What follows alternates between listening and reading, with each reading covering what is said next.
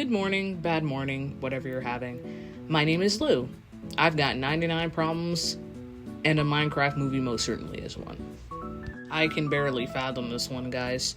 Normal movies fit into neat little good or bad boxes, but a Minecraft movie decided to do the splits on the OK box, still letting their legs teeter to just reach both ends, which leaves me completely puzzled as to how I should categorize this thing. Full disclosure to Minecraft fans watching this video, I have not played the games. I've just enjoyed a myriad of crewcraft videos concerning it when I was younger.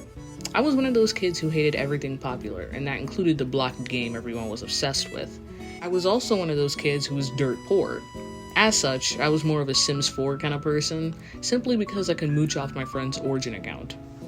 But a Minecraft movie is simply out of the realm of all things logical. It's a video game adaptation, but such a bizarre one that head-scratching ended up replacing what should have been popcorn. As a non-player of the original 2011 platformer, there could possibly be some crucial appeal or context that I'm missing, but forgive me if I'm struggling to see the angle where anyone who did experience the original 2011 platformer has the proper context needed to enjoy the movie. Anyways, enough chit-chat, movie time. Also spoilers. The plot of the movie is like the most unstable Jenga tower that is teetering on one block, no pun intended. We have the main character, Steve, who's always dreamed of mining his whole life for some reason, who inexplicably discovers two glowing artifacts out of nowhere, and instead of turning it into a museum or selling the hell out of it or doing anything that a human person might do with two glowing rocks, he combines it and opens a portal. Because that happens every other day to him, I guess. Instead of being freaked out by this at all, he goes through the portal, enters another freaking world, and decides to make it his bitch. Not incoherent enough for you? How about after inhabiting this place for a while, he enters another darker realm full of talking pigs and is captured by Malgosia, their witch pig queen. Not wanting to let her get his hands on the orb portal thingy, he lets his pet dog take it all the way back to his house in our world. Still no? How about Aquaman, Enid Sinclair, a kid who can build things better than Elon Musk, and a real estate agent who should probably be arrested for cruelty to animals all get sucked into a portal into this world after Aquaman found the orb in a storage auction? Yeah, I thought so. The film's plot is really cartoonish, which I'm sure is what they were going for, but it doesn't exactly work for me. I was mostly bewildered by its goofiness and not fully entertained. Mostly I found myself chuckling out of shock when I was experiencing how weird this thing was, or simply just exclaiming, "What?" every 5 minutes. Imagine trying to climb a staircase, except it's missing multiple steps and a couple of the steps are lower than they should be. At the same time, while I complain, it was sort of enjoyable to watch the film just sort of embrace its complete absurdity. I don't think it would convince people to play the game on its own, but they may consider it and then do some further research. Maybe. Possibly. And that's what every adaptation should do. Possibly convince you to consume the original source material. The characters are kind of fun, but ultimately just placeholders to move the plot forward. Like everyone has said, Jack Black and Jason Momoa's performances are delightfully campy and dedicated, which did elevate the experience. I mean, Garbage Boy is still a clumsy fool who can't take care of himself, and Steve is an overzealous goof, but at least they were entertaining to watch. Then you have Enid Sinclair and her brother, who are honestly just nothing characters. Token Black Lady does her token job of existing, but the writers forget to give her something resembling character development.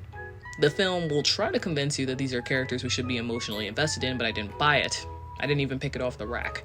The emotional moments naturally fall flat on their face because the characters are so underdeveloped. The rest of the characters are just as nonsensical as the movie's plot. A villager wanders into the real world and meets the principal lady, Jennifer Coolidge, and somehow manages to romance her without even trying.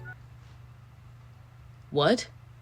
Why did the subplot need to be in the movie?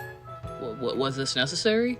Why is General Chungus voiced by the director of Napoleon Dynamite? Why is there Another's Got Talent? And how did Malgosia end up completely turning evil after being snubbed at a dancing competition? What is going on? Also, it's kind of weird to me that the characters suddenly know a ton of the game's mechanics, even though we never see them learning any of it. They just know because the plot needs them to know, I guess. Their non-existent character arcs are wrapped up in 5 minutes anyway, so I guess I don't really care. This movie is pretty enough. For a film that could have easily seared my retinas, it's impressive how they've translated the blocky designs into an appealing motion picture.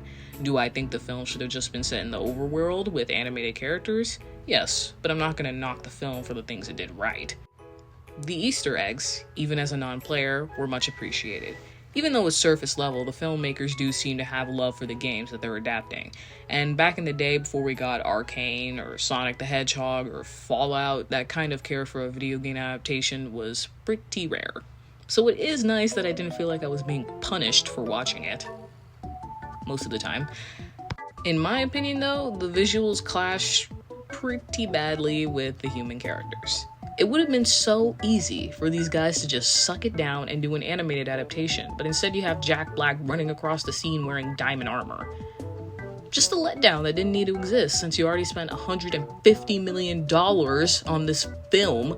You couldn't have added an extra $20 or $30 million worth of character animating to that. Overall, a Minecraft movie is a passable enough distraction for those who may not have angrily bashed their keyboards playing the Hatsune Miku masterpiece, but a Lou of my caliber is probably going to refrain from seeing any further installments. Not that you're dumb if you enjoy this movie or would like to see any further installments. This is just my preference. I did not have an attachment to Minecraft before seeing this movie, and it's telling that I have no attachment to Minecraft after seeing it. Okay, thanks, bye.